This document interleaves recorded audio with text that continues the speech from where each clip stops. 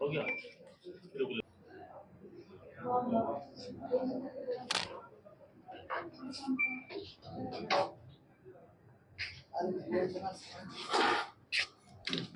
लगभग 10 लाख का गहना चोरी किया।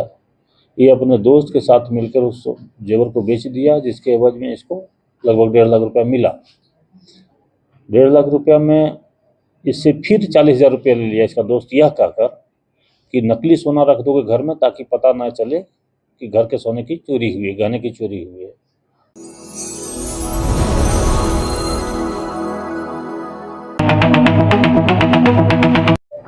शालिनी विजेता टोपो के द्वारा लोअर बाजार में एक प्राथमिकी दर्ज कराई गई है।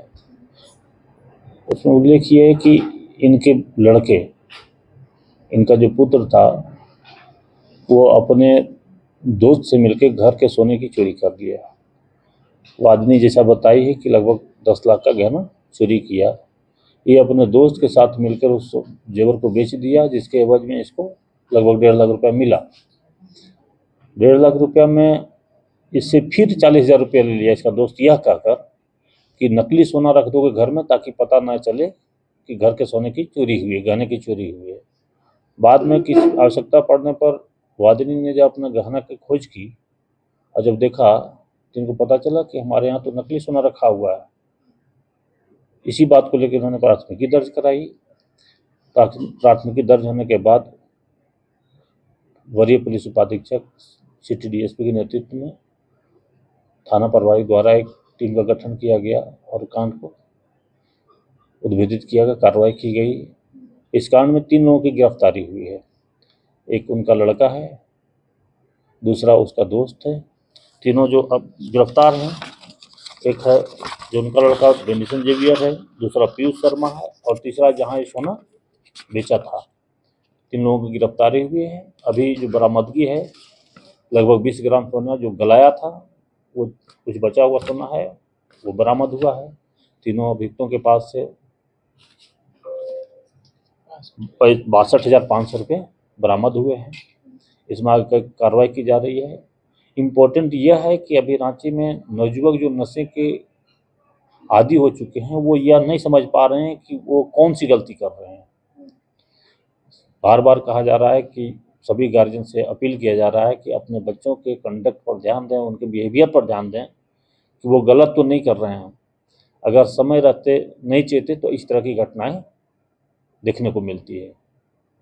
इसलिए सभी लोगों से अपील है कि अपने बच्चे के कंडक्ट को जरूर ध्यान दें, बच्चे के आचरण को जरूर देखें कि आपका बच्चा किसके साथ आता है, किसके साथ जाता है, कैसे कोई नशा का आदी तो नहीं हो गया है। सर, अपने बात वजह कुछ नहीं, वजह है लड़का नशा करता था, इसको नशा के लिए पैसा चाहिए था।